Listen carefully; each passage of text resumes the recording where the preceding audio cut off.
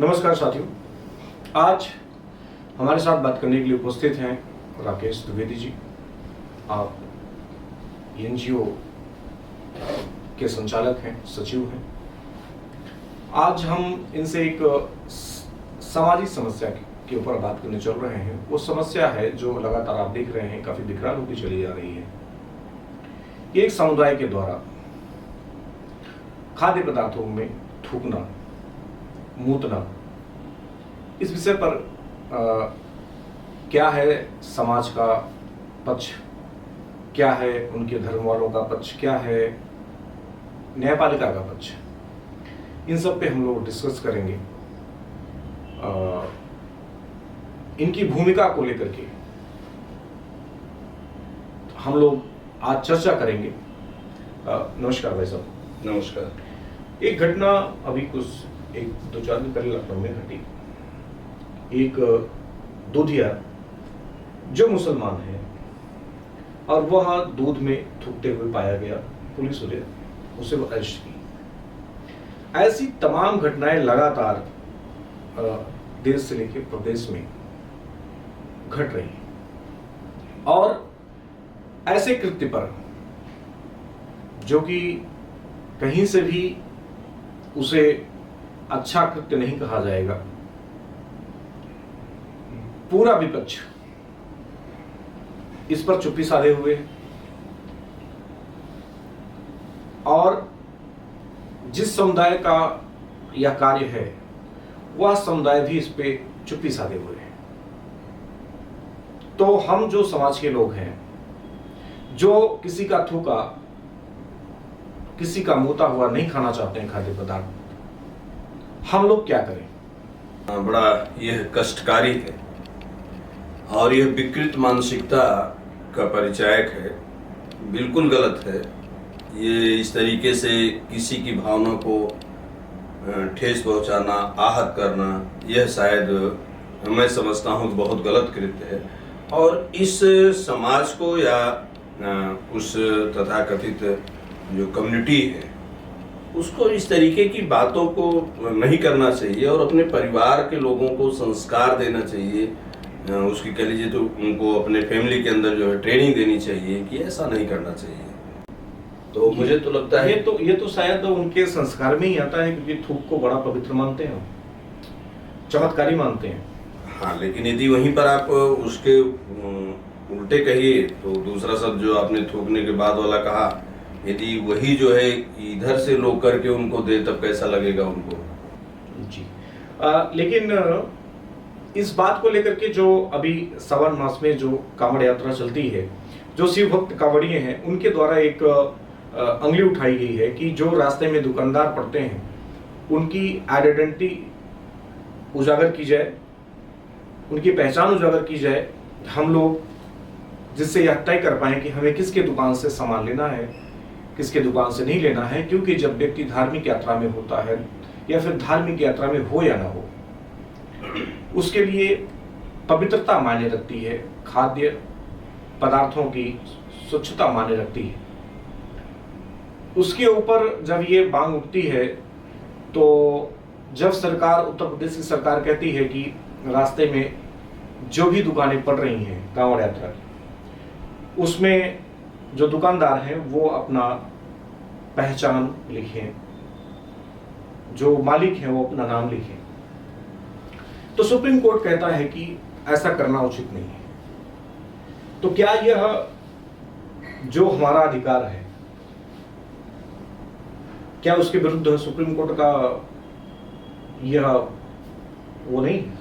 मैं देखिए इस बात का बिल्कुल आपने एकदम सही कहा और उसके प्रत्युत्तर में मैं बताऊं कि ये बहुत ही वो है कि हर आदमी को अपना नाम बताना चाहिए।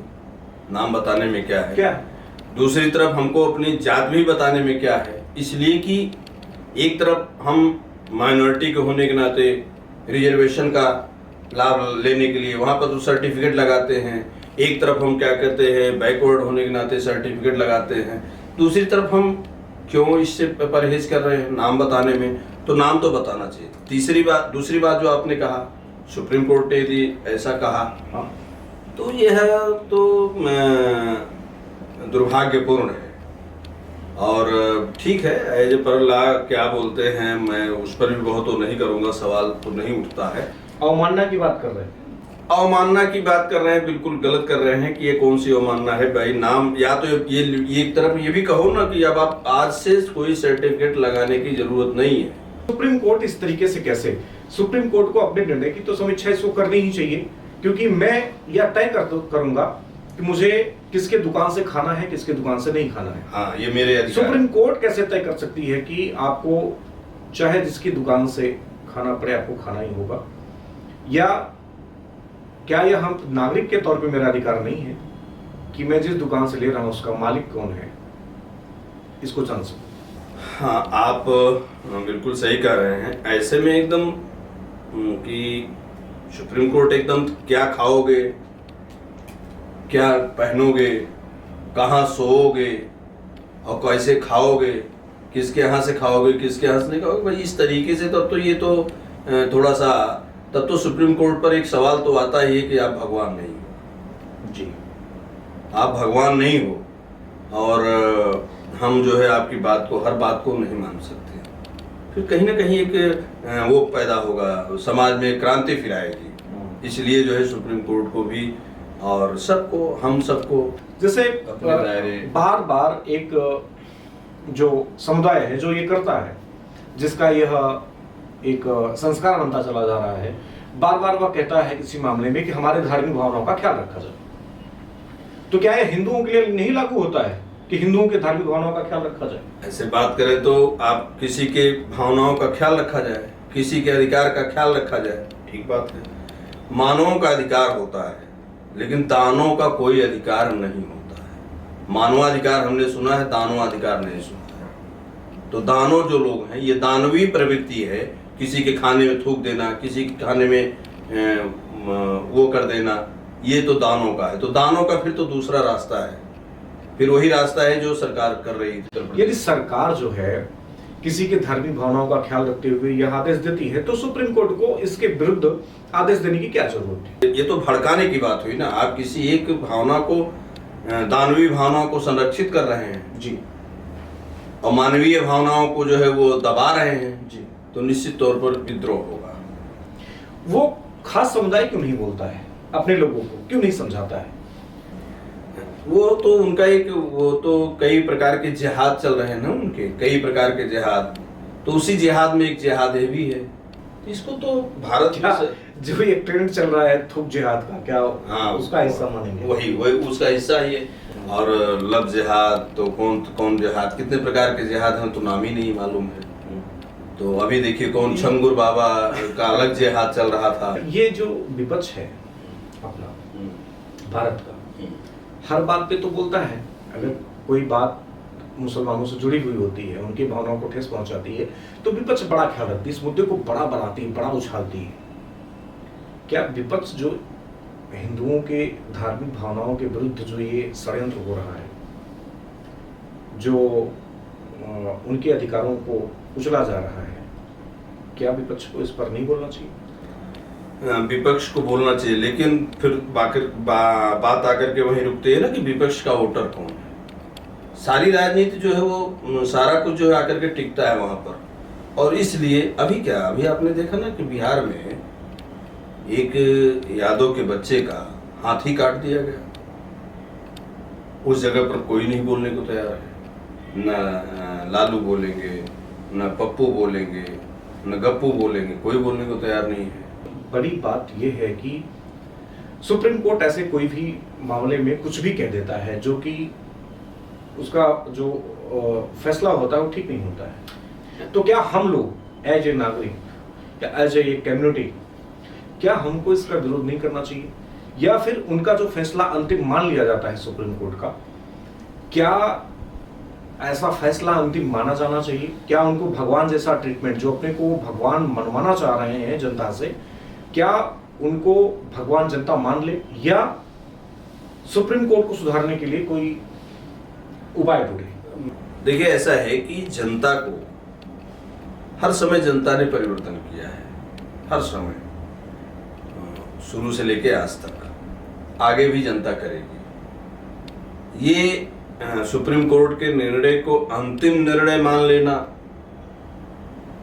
यह भी शायद, मैं ये सुप्रीम कोर्ट पर सवाल नहीं कर रहा हूँ या क्वेश्चन मार्क मेरा नहीं है, लेकिन सुप्रीम कोर्ट को भी, कोर्ट के भी फैसले को समाज को विचार करना पड़ेगा कि हर प्रकार के निर्णय आपके, क्योंकि वही एक बात है ना कि वहां बैठा कौन है। सारा कुछ अपने हिसाब से आप डिफाइन करते हो, धाराओं को आप अपने हिसाब से बताते हो। सरकार के पक्ष में है, सरकार जो कह रही है कि आपको अपनी आइडेंटिटी बतानी होगी, लोगों स्वच्छता का ख्याल रखना होगा, क्योंकि बहुत सारे ऐसे लोग हैं जो हैं तो मुसलमान, लेकिन उनके ढाबे, उनके और जो प्रतिष्ठान है वह हिंदू नाम से चलते हैं। मैं आपको क्या बताऊं, ये इसको हम कह सकते हैं कि ये समाज के साथ छलावा है? बिल्कुल। मैं आपको बताऊं कि मैं स्वयं शिव भक्त हूँ और मैंने 3 दिन पहले से प्याज को किनारे किया। तो क्योंकि ये हमारी संस्कृति में है, हमारे उसमें है, तो हम लोग जो है उसको, और मैं कोशिश करता हूँ कि मुझे होटल पे न खाना पड़े, मुझे अच्छी जगह से हम स्वच्छता का विशेष ध्यान रखें।